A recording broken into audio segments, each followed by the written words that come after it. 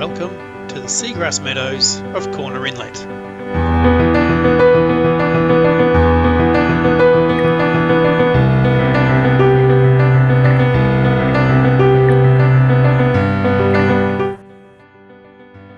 G'day, I'm Ranger Jono of Parks Victoria and welcome down to Corner Inlet, where today we're going to do a virtual seagrass tour out on these amazing flats behind me. Corner Inlet is a world-renowned wetland. It's part of the Ramsar Convention for protected wetlands. It's got a multitude of marine protected areas in it: the Corner Inlet Marine National Park, the Nurramunga Marine and Coastal Park, the Corner Inlet Marine and Coastal Park, and even parts of Wilson's Promontory National Park help protect this amazing place. But before we get out there, I'd first like to acknowledge the traditional owners of this land. We are standing on the country of the Gunai Kurnai, and I'd like to pay my respects to their elders past, present and emerging. This is a beautiful place and great country.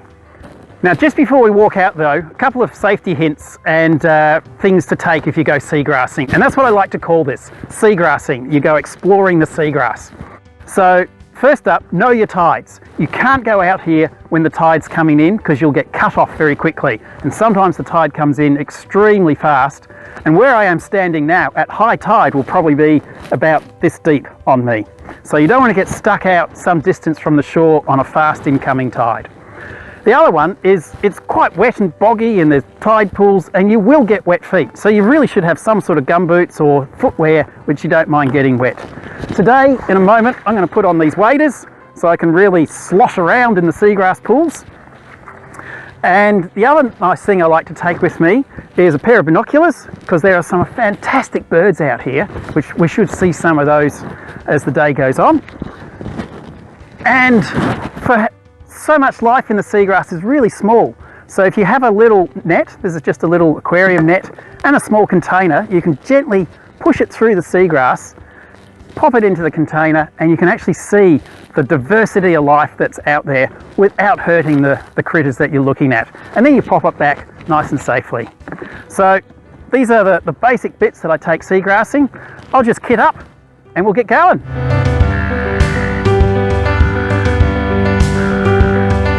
Okay, ready to go.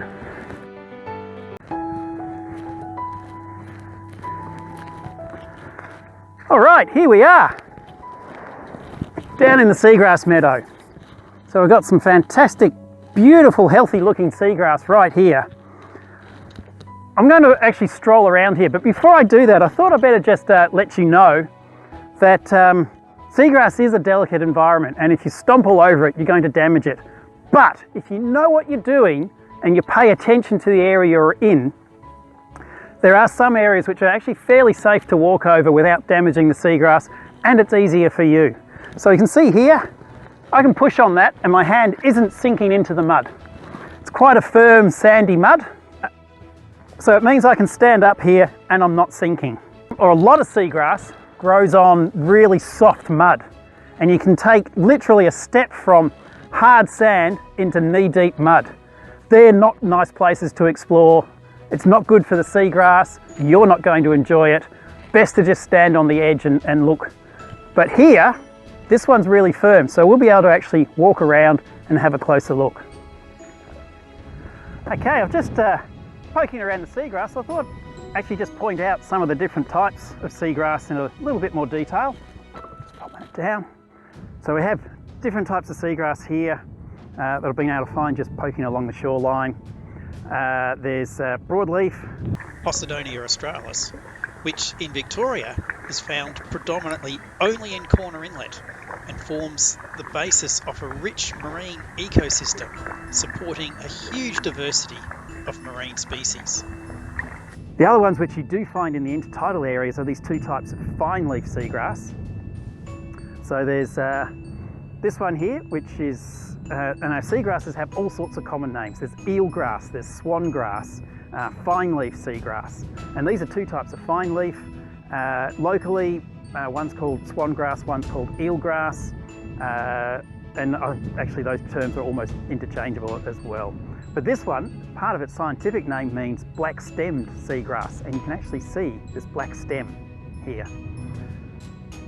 This one is, and also has quite long leaves, so the stems go up into these branching leaves.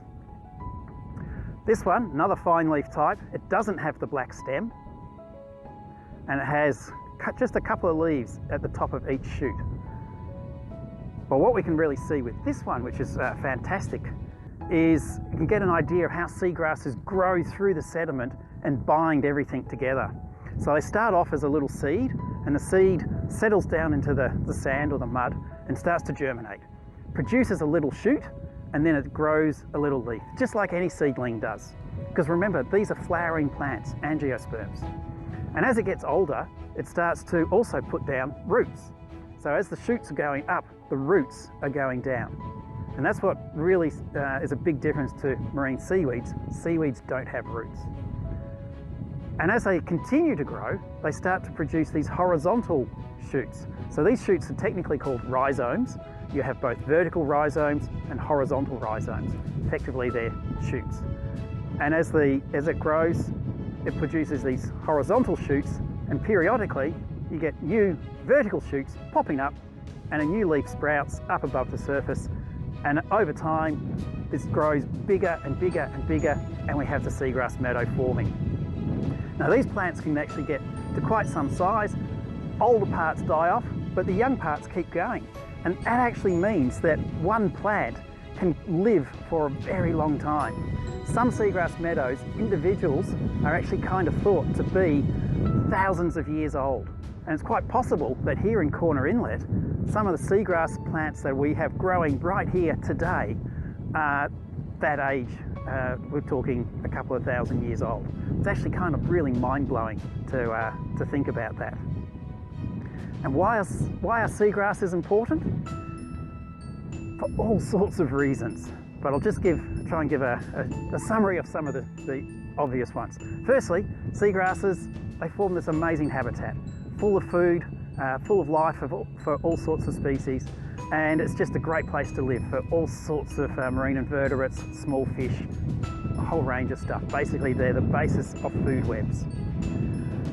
A lot of these, as well as being just habitat for species that live their whole life in the seagrass, there's others that use them as nursery areas.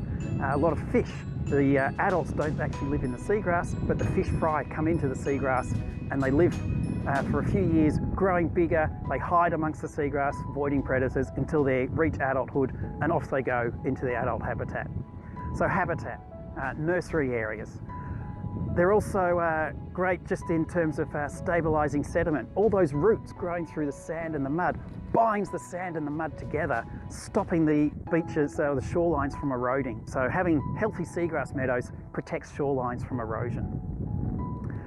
And a really big thing that these guys are really important for is in this world now of increasing global temperatures, due to increased carbon emissions into the air, seagrasses are proving to be one of the most important plants on this Earth's surface for sucking carbon dioxide out of the air and burying it back into the sediment.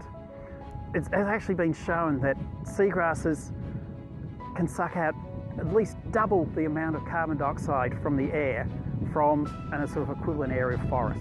So it's just like, these guys are far better at pulling carbon out, but amazingly, they only cover 0.1% of the marine environment, but they're actually responsible for pulling 18% of marine-based carbon out of the atmosphere and burying it back into the marine environment.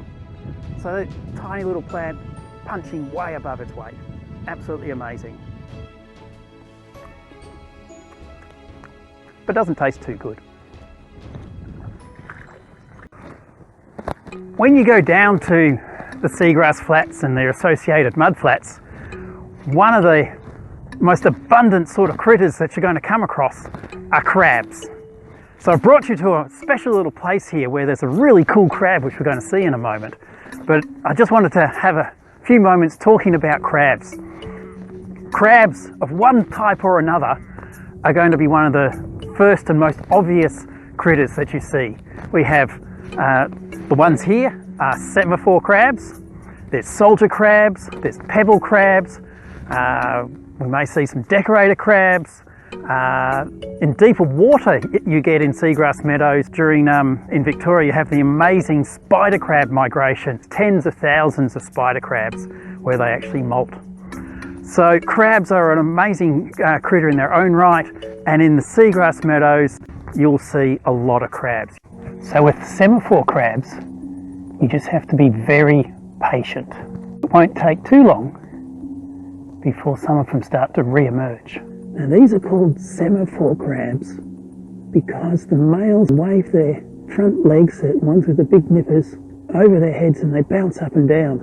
And it looks like they're conducting semaphore, the old signalling method to send messages over a long distance. And that's what these crabs do to attract females, as well as saying that this is my patch to all the other males. Keep out, I've got this patch of mud. These crabs have got long eye stalks, and that's actually a really good adaptation for living out here in these mud flats. Not many high places to be able to get up and look around for danger.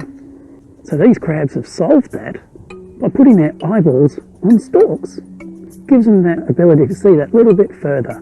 Now of course though, there is a problem. If you put your eyeballs on stalks, as you run down your burrow when you're threatened, you're going to bang your eyeballs into the roof of the burrow. So they've actually got this neat groove on either side of their shell, and their eyeballs are on a hinge. And just as they go down the burrow, they fold their eyeballs flat into these grooves, and down the burrow they go.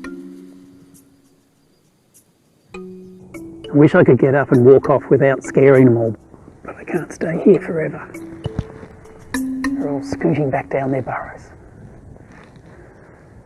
It's really lovely just taking the time to sit in a seagrass meadow and you watch all these amazing little critters start to appear and movement, and you can just get a real sense of the life. In Victoria, we have 24 marine national parks and marine sanctuaries, which are fully protected areas. Corner Inlet Marine National Park down here is just one of those 24. And many of those marine national parks, marine sanctuaries, have seagrass meadows in them. So we have actually a good representation of seagrass meadows protected in Victoria. But unfortunately, that's not true elsewhere in the world. Seagrass habitats are one of the most threatened marine habitats across the globe. Currently, we're actually losing a soccer field size every half hour due to pollution, land reclamation, and poor water quality. So these areas are seen in many places as useless. What good are they? Let's dump a lot of sand on them and we can have lovely condo houses stretching along the beachfront. And it is just really unfortunate that so much seagrass is being lost so rapidly, and it's really important to try and protect it. But what can you do to protect seagrass? Well, there's actually been some really good work happening around the world, and including here in Corner Inlet. There's actually some amazing restoration work starting to happen. There's a group down this way, the Yarram Landcare Network, working towards restoring seagrass meadows in Corner Inlet. And this is followed on from 10 years of seagrass monitoring in Corner Inlet by the Corner Inlet Community Seagrass Monitoring Project, part of the Parks Victoria Sea Search program. And you can volunteer for this program in both Western Port and Port Phillip Bay as well. Because it's really important to remember, no seagrass, no fish. Seagrass equals fish. That's how it goes.